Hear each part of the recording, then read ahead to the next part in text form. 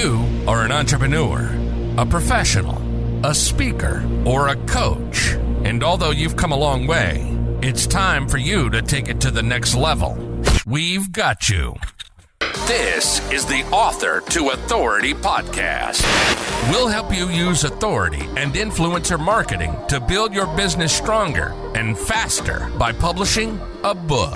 You'll hear from guests that are thought leaders in sales, marketing, networking, communication, social media, promotion, and business leadership. Let's do it. This is the Author to Authority podcast. And now your host, the extraordinary word ninja, Kim Thompson-Pinder. Welcome to the Author to Authority podcast. And if you've looked at today's title, the Relatability Index, and wondered how that was going to make a difference in your media, not only in your media, but how you show up as a leader, how you build your business, and how you get clients, because it all relates, then you do not want to miss one moment of today's episode. I want to welcome Kerry Barrett to the show. She took a debilitating fear of speaking and has built a 2-decade Emmy award-winning career as a television news anchor on NBC, ABC, Fox, and the Weather Channel. She is a preeminent advisor to top Fortune 100 companies in media training and on-camera readiness for a broad spectrum of situations ranging from formal talks, media interviews, to everyday sales pitches over Zoom. She offers a unique perspective of someone who has 25 years experience in front of the camera, and Kerry's specialty is teaching people how they can become relatable to their audiences and make that genuine connection. She helps people feel self-confident, sincere, energetic, yet relaxed on the screen. Welcome to the show, Kerry. Thank you for having me. It's a pleasure to be here. So, Kerry, let's just dive into it today, because I know, like, when we were just talking before the show and you were talking about what the relatability index was, my mind started spinning with all the ways that we could use this. So, first of all, just give a brief introduction. What is the relatability index? Absolutely. So this was sort of the first iteration of a study that I commissioned about 18 months ago, and hope to grow it and expand all the different ways that this relatability index and the different arenas in which it is applicable. But basically, this study looked at, first, is relatability important as a characteristic in terms of building your business, building your brand, leadership. And we discovered that, yes, in fact, it was. And then we took a look at what the key characteristics of relatability were. What comprises, what characteristics or traits does somebody regularly demonstrate, whether it's, overt or sort of covert, if you will, whether it's just sort of the underscore of who they are. And we found that there are 6 main traits that come together to create an image of somebody being relatable. Now, relatability is important because it gets your audience's attention at the get-go, but it also is what creates buy-in from your audience the further you sort of go down the path with them. And those key 6 characteristics are likability, honesty, vulnerability, empathy, pleasure, and pain. I love it. I love it. You know what kind of impressed upon me? I can remember when I was first an entrepreneur, learning how to sell, learning how to, get clients and customers. And, I'd watch all these teaching from all these different gurus and that. And, they would talk about, this type of manipulation tactic and, how you can, overcome the objections by, manipulating their emotions and all this kind of stuff. And my heart's cry was just, I want to serve people and make money while I do it. Yeah. The other stuff gives me the heebie-jeebies. I struggle with that too, because I always felt like it was so manipulative. Like, oh, if they have this objection, they can't afford it. This is how you knock that down. And I'm like, well, I don't want to knock it down if they can't afford it. Like, I don't want anybody going into debt to work with me. Yeah. Like, that doesn't feel right. Completely of the same mindset. that, I did not want people going into debt. I mean, I spent a lot of time in debt. I knew what it felt like. I knew the pressure that happens in a marriage when there's so much debt. And so, yeah. And finally, one day I just said, forget it. Yeah. I'm just going to be an entrepreneur the way I want to be an entrepreneur. And if I don't make as much money as other people, oh, well, at least I can look myself in the mirror every day. So that decision changed my whole entrepreneurship. And I finally could just be me and, really just create relationships with people. And I found I was happy. Yeah. Yeah. Isn't that shocking the way that works? So Dan Sterling is watching on LinkedIn Live, and he says that resonates. Also important in speaking to employees. So thank you, Dan. Yeah, I totally agree with you that this applies to, not only as an entrepreneur, but how you treat your employees as well. Sure. And let's be honest, I think it probably expands to everybody who's sort of in your life, whether it's your family or your friends or your, anybody who is in your realm, if you will. I want to say applicability. That's the word, isn't it? Am I pronouncing that correctly? Good.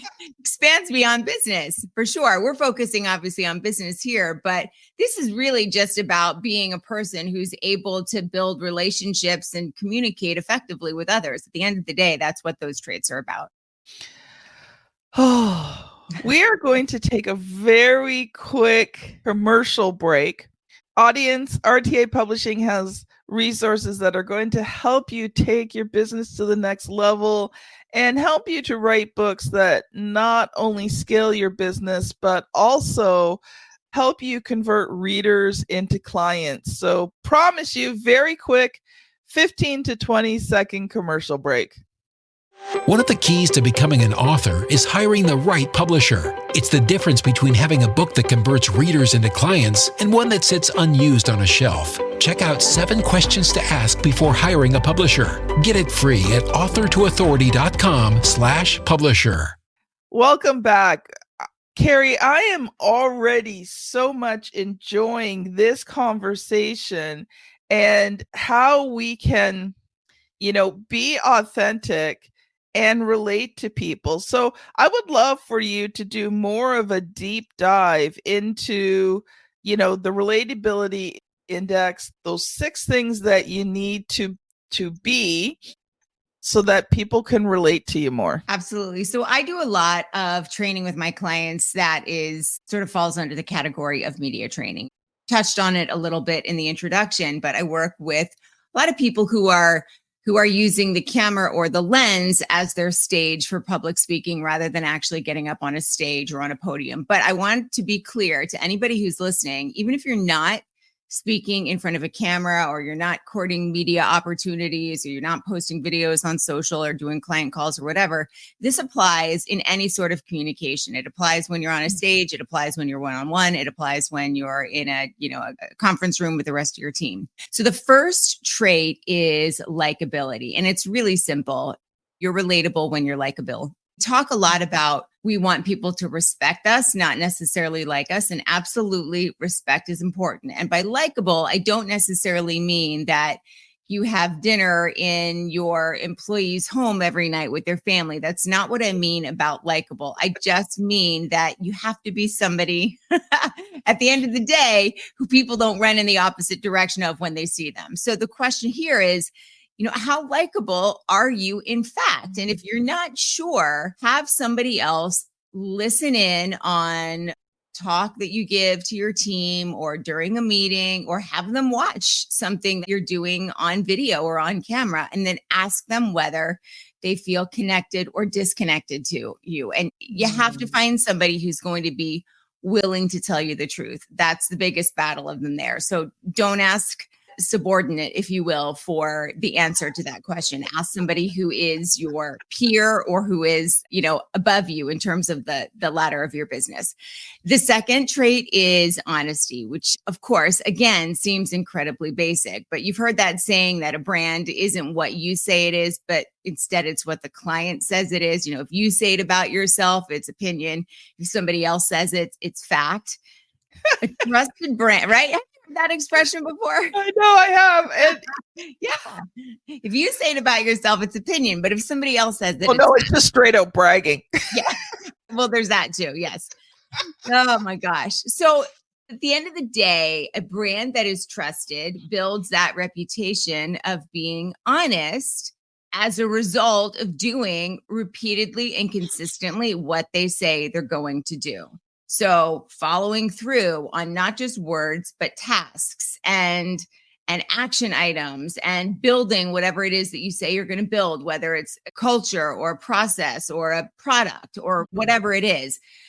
It sounds easy and it sounds really basic, but we see, at least I see, a lot of evidence of dishonesty in the world, dishonesty pillars in which businesses are built on. And in fact, well beyond that as well. So think about how honest you really are. And this is not an easy task. You have to go through what you say you're going to do and what you do line by line and make sure that you are, in fact, illustrating that. And if you have fallen short, have you taken an opportunity to address it, explain it, and let your team know how you are going to remediate? The third trait is vulnerability. And we hear that word a lot. We also hear authenticity. It's two of those buzzwords that are sort of thrown around all the time. And again, easier said than done, because a lot of us, even if we're not aware of it consciously, we sort of cloak ourselves in this protective armor. And we hide behind this pristine or polished image that we work really, really hard to maintain. And when I say vulnerability, it doesn't mean that you have to share every single thing that you've done that has been wrong or bad or a difficult, the wrong choice or the wrong decision, right? But that sort of polish and stuff, that age is gone. We want storytelling and we want the stories wrapped in emotion, and emotion is where that vulnerability is displayed. When I talk about this as it relates to video, I talk about how those sort of like slick commercial videos, really professionally done on social media, that's not the stuff that gets the engagement, even for the large brands. Unpolished is sort of where that new polished is. And it just means that we're not hiding behind this veneer. We're perfectly happy to explore emotions and vulnerability in the same way that our audience experiences them as well. So the question here is, what does that vulnerability look like when you are speaking to clients, prospects, an audience, live, recorded, on a stage, through the lens? What does it look like? And what can you do? Let's say on Monday, today's Black Friday, we'll be back to work on Monday. What can you do on Monday to sort of inject more vulnerability into the way that you influence your market, the way that you influence your customers, the way that you influence your team? The fourth characteristic of relatability is empathy. And I think probably there's not a single person who's watching or listening to this that is surprised that empathy might show up on something called the Relatability Index. I was surprised, though, to recognize or learn that all of us have it. Not all of us have it in the same degree, and not all of us show up with it in the same way, but it is actually ingrained in our DNA, right? We all have nurturing tendencies. It's how we managed to evolve as a species from millennia ago to where we are now. If we didn't have empathy or the ability to care, all of our offspring would have passed along the way.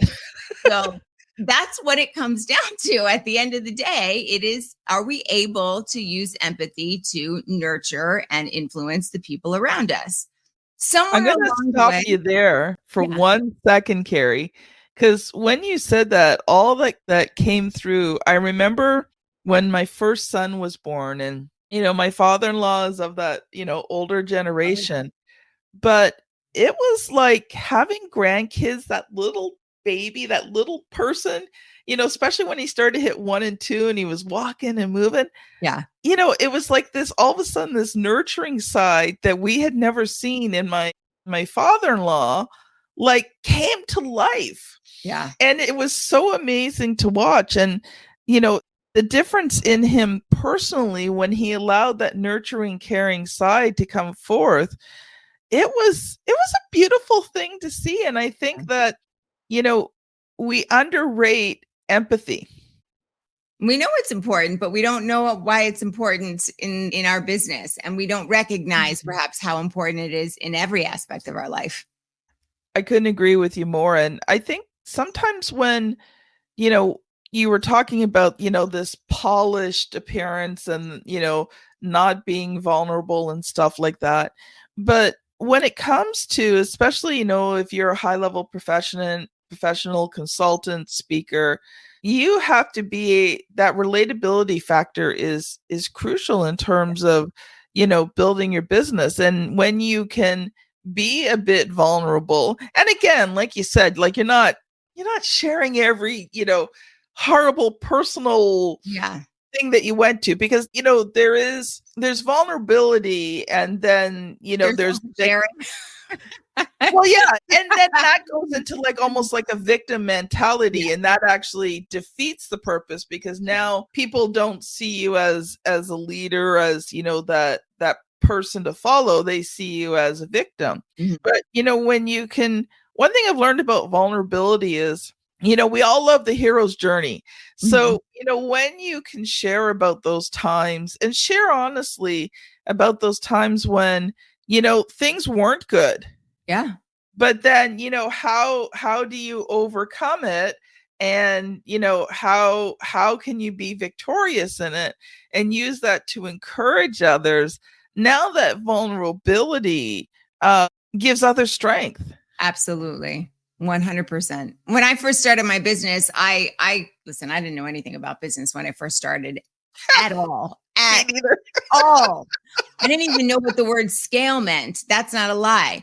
And so I didn't share in the very beginning of my entrepreneurial journey how little I knew, because I knew that there was a very good chance that would scare away potential clients when I was looking to get my first few, because she might not even be around 6 months from now or a year from now. Now that I'm 3.5, almost 4 years into my journey, I'm comfortable sharing that, because it's something that maybe not my direct clients can go learn from, but certainly it connects them to me, but other new entrepreneurs who may be struggling with the same things. Now I know that I can share that story and show that I was able to come out on the other side.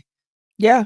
Yeah. Yeah. And that is powerful. Yeah. And we don't, as entrepreneurs and professional speakers, coaches, those types of people, we don't realize how, when we can be authentic, when we can be vulnerable, when we can share those stories, the impact. And when you share a story properly, Dan put in his comment, everybody wants to feel understood. Well, that story, that vulnerability actually allows people to feel understood, because your story relates to where they're at. Absolutely. And I think too, we also have this tendency, or many of us do, that when we hear something, we want to like jump in and fix it. And maybe we can, but the key thing here is to just sort of like step inside the story and have a look around and stay tapped into what they're feeling, because that is the critical step in building the trust and building the influence. It's not actually fixing it, it's understanding it. Couldn't agree with you more. Kerry, I know you have some more elements to share with us. I'm going to let you loose again. All right. So we're down to the last two now. Pleasure and pain. And pleasure and pain may not be intuitively part of the relatability index or how it helps us relate to those around us. But hopefully when I explain these two, it will make a little more sense. So pleasure is one of the things that I really like, because it makes me think of my children. And research actually does show that this is a fairly high character index or character trait rather, on the relatability index. But it's really overlooked, especially when we talk about sales and marketing. Those are the two areas in which we do not find that this shows up in the way that it should. And I want you to think, when I say it reminds me of my kids, the reason it does is because think about when kids meet a new friend for the first time. One of the very first things they do is like, hey, you want to see my new fire truck? Or like, hey, I'm playing in the sandbox. I have this fire truck. You want to play with my dump truck? And we'll play together. One of the first things that they do is they want to share, and they share their toys. And when they share their toys, right, they're sharing, in essence, something they're taking pleasure in. We don't do this as adults. Sharing is such a great way to connect and engage, especially if it's a new relationship, but we don't do it as adults, and we definitely don't do it in business, not the way that we should. We do it in our personal lives. You know, I have a new recipe, or I got this great new dress for an event, or I just, whatever, I redid my bathroom. Come check it out. We do all of that stuff in our personal lives, but we don't do it in business. It gives us an edge if we can. So think about what this would look like in your own business with people that you're trying to sort of influence. You know, how can you share your toys? And when I'm giving a speech, I always say, like, that's your homework for the weekend. Go and figure out how you can share your toys without getting arrested. And then the last trait here is pain. And this one obviously is the opposite of pleasure. It's why I put the two together, and it might not make sense either. We seem to sort of shy away when we are in pain or when things go wrong. And this taps into the empathy trait as well. You know, we've heard a lot, and I think we are moving away from this, but that whole idea of never say you're sorry, that's something that's been passed around, you know, well beyond the business realm for a long time. Admit that you're wrong. Heck, we see it in politicians all the time. But the research here shows us that people respect when you can acknowledge their pain, or even when you can acknowledge your own pain. And when they respect you, you can influence them on a higher level. So acknowledge what they're going through. You know, I think about this. I was on a flight a couple of weeks ago, and the airlines were super delayed. It was weather. It wasn't their fault, but you know, all the things are going wrong. The luggage lost, and the gate agent is like, you know, whatever. And I get it. I don't care. Yeah, she or he has been there all day. Your problems are like the furthest thing from her mind right now. She just wants to leave, or he just want to leave. But if they could just simply acknowledge, like, I know this really sucks. I apologize. We're doing everything that we can. Like, how much would that, even if it didn't remove your feelings of irritation, it would dial down the way that you express them. So think about having a simple, genuine statement of acknowledging pain, which again, sort of dovetails back into that empathy trait, and what kind of an effect that can have on the person's experience around you. And then ultimately how that affects the way that you're able to influence them, whether it is host that you're talking to on a show, on a news show, or somebody who may be considering buying your service or your book or your product, or simply your team, you know, acknowledging the challenges that they're going through as well, and the pain that they're dealing with. You know, when you first said pain, all I could think of was like marketing, and how, you know, they use pain as a way of, well, sometimes manipulation, but sometimes relatability. But then I was surprised by pleasure. But when you were talking about your kids, it just reminded me of a couple of stories. Yeah. Back during COVID, my grandson was 6 months old when COVID hit. And so for, you know, those 3 years, he really did not interact with other kids. Yeah. And so when things finally started to open up, and especially here in Canada, it took forever because winter is flu and cold season to begin with. And then, so, you know, we got a couple of short months in the summer where you could do some socializing. And then winter, sometimes we were in complete lockdown. Yeah. So we were having a small party at our church at our home for some of the church people and the family and that. And one family brought their son that was about 6 months younger. And immediately, like, the two of them just kind of latched on to each other. They were just so happy, and they were playing together, and they were sharing. And then we have a beach not far from the house. So the one family went down to the beach, and my son had stayed. And so then my grandson realized this other kid was gone. And I mean, he only met the kid a few hours ago, and he's like, wasn't talking a lot, but he's like, friend, we're my friend, right? And he didn't know his name, but yeah. And then he was so sad. I'm just like, oh, I'm sorry, sweetheart, but your friend's gone. Friend gone? Not see friend? He was so upset. And then I'm like, don't worry, you'll see him tomorrow at church. See at church? Yeah, you'll see him. So he was so happy. And then they saw each other at church. And the first thing they did is give each other a big hug, right? Yeah. And then they're playing with their toys and all this. And, boys being boys, within a few minutes, they were fighting over the toys. That's how it goes. It was just like so sweet. And I remember just how much like joy that gave me. Like I just watching it. And then this year at our church, we did a VBS, and there was two girls. They were around that 3-4ish age, and they were of opposite color to each other.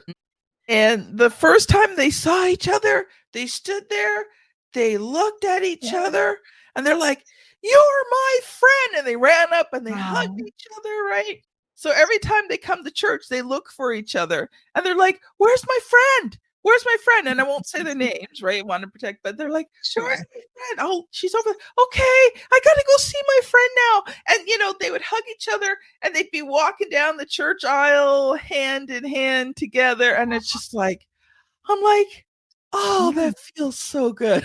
Yeah, they don't have any of that limitation. They don't have any of the head trash. Like, oh, if I call this person my friend or I give them a big hug, maybe they'll reject me. It's just they wear it on their sleeve, Yeah, I think, when you talk about, sharing your pleasure, I'm thinking about that. How can I share my toys?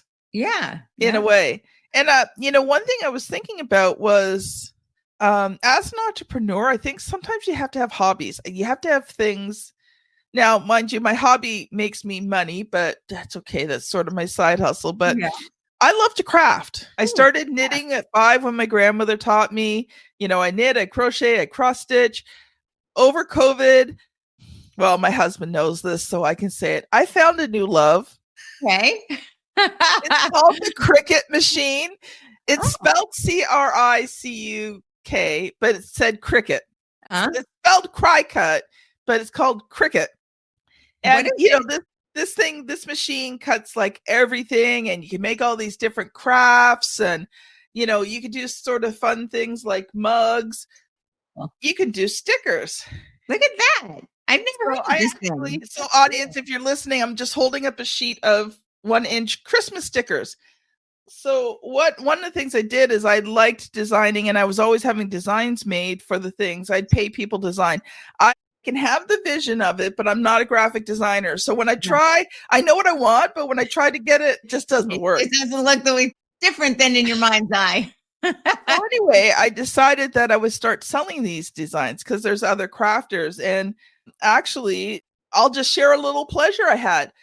In October, I was actually accepted by Cricut as contributing artist. So now they allow my designs to go into their software for everyone to use. That's so cool. And when people do use them, I make money. So it's like the best of both worlds. So that's very cool. Yeah, like, how do we share our pleasure? Yeah. We've got about 7 minutes left, Kerry. And I just want to shift gears a little bit to make sure that we cover this. Just before we got on, I was asking you if you were an author, and you said that you're working on your book. So, let's talk about that, because that is definitely a pleasure that I would love for you to share with me today. Well, thank you very much. I appreciate that. Well, the book stems from a course that I put together about public speaking, media training, effectively leveraging the lens for visibility and communication. And again, it applies to business owners who are looking to create social or have media opportunities to executives who are looking to be able to speak well at events and to their team and remote workforce, et cetera, creating an engaged remote workforce, et cetera. And so the course is, like I said, all about how to communicate effectively and lead and create on camera. The book is sort of an outcropping of that for those who prefer to understand those elements through text first before watching and listening. The book is the text version of the course, along with the elements of the relatability index, how to show them, how to use them, how to grow them, how to build them, and how to help incorporate them to your team if you have one. And so I would eventually like to turn the book into a shortened version, a TEDx talk. Hopefully that's something that will happen in the next year. But the book is of the same title as my course. It's called the VIQ Academy. VIQ stands for Video IQ. And it is in the final phases of the writing portion. So I'm hoping that I will have that out and to the general public sometime in Q2 or Q3 of 2024. Nice. Definitely can see you getting it done in 2024. Oh, I'm so excited. So you're just in the writing phase. So I'll still ask you the question I ask every author that comes on the show, but obviously you haven't published it yet, but we'll focus on the writing part. So far, what has been sort of the good, the bad, and the ugly of writing this book? Oh my gosh. Well, I've never written a book before. So there's a lot to each of those. I have enjoyed it. I have refined. Actually, there's some things that I have discovered as I have written and done some more market research in the course of writing it as well. And in the course of sort of growing and expanding my program and tweaking it, that I will incorporate into the video portion as well. So I've learned a lot. That has been one of the good elements. I've learned a lot about how my potential clients consume and the ways that they are able to, how they're able to practice, especially reading it versus watching it. It's a different sort of consumption. And so sometimes executing on, the practice things and the ways that I suggest sort of deploying these new skills are slightly different. That has been very interesting, and it will help me grow down the road. The bad, I think, is that I just didn't realize how laborious the whole process would be. I mean, I had the whole course, and the course it's hefty. It is a beefy program. There's no skimping on any of the content or information that I know and how to practice it. And I transcribed it all as I was, recording it. So I thought it was going to be fairly simple process moving from the transcription to the actual copy. That has proven to take quite a bit longer than I anticipated. But like I said, I've learned throughout it. So, there's a silver lining there also.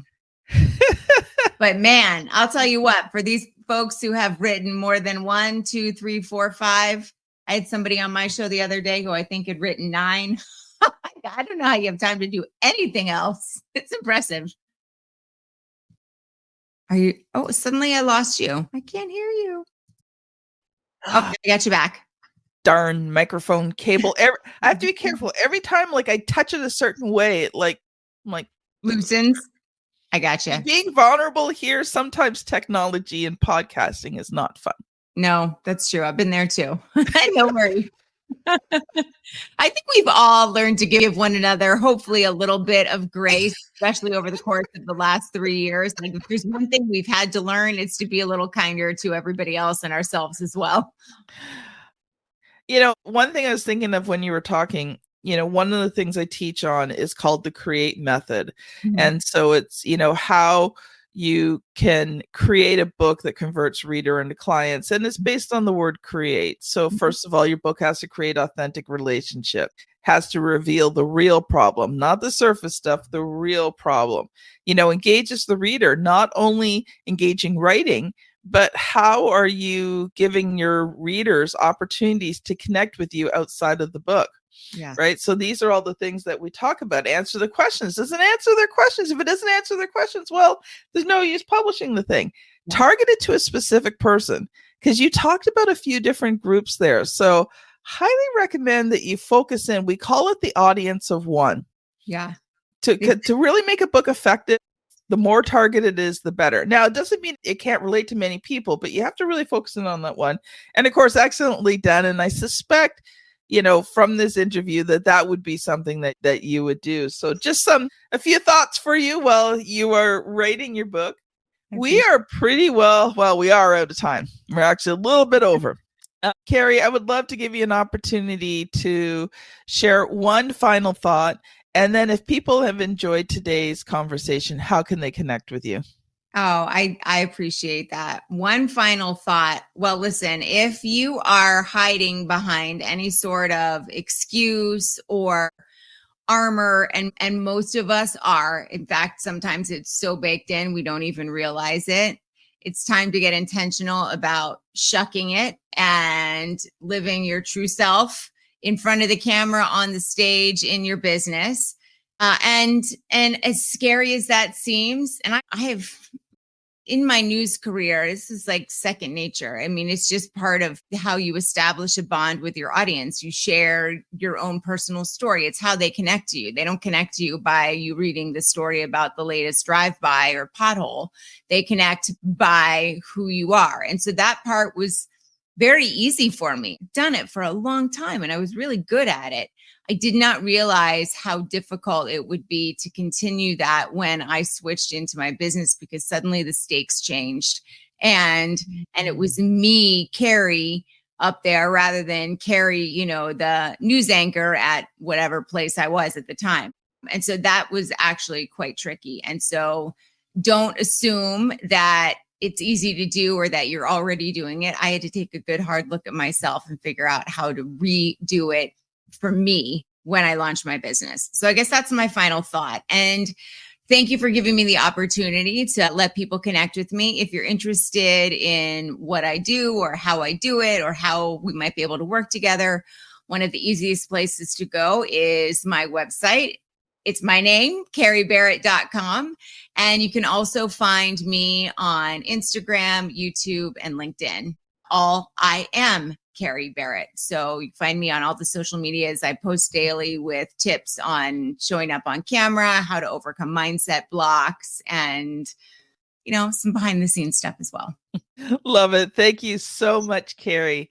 Thank you. If you've enjoyed today's episode, I highly recommend that you go back to episode 436, 7 Steps to Becoming a Premium Brand with Drake Nightenhelser.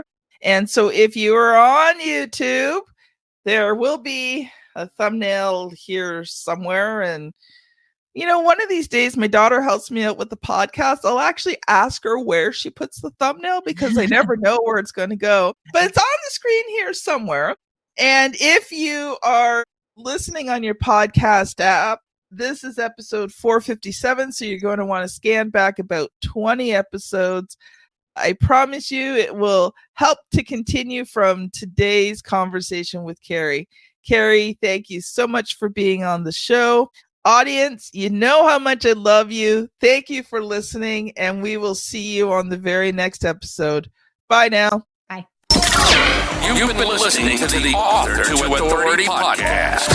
The extraordinary word ninja, Thompson-Pinder, has helped over 200 entrepreneurs, professionals, speakers, and coaches write and publish their books that have become incredible marketing tools for their business. And many of those have gone on to become Amazon best-selling authors and have used their books to land high-level clients and get on big stages. We hope you've enjoyed the show. Make sure to like, rate, and review. And we'll be back soon. But in the meantime, hit the website at www.authortoauthoritypodcast.com. See you next time.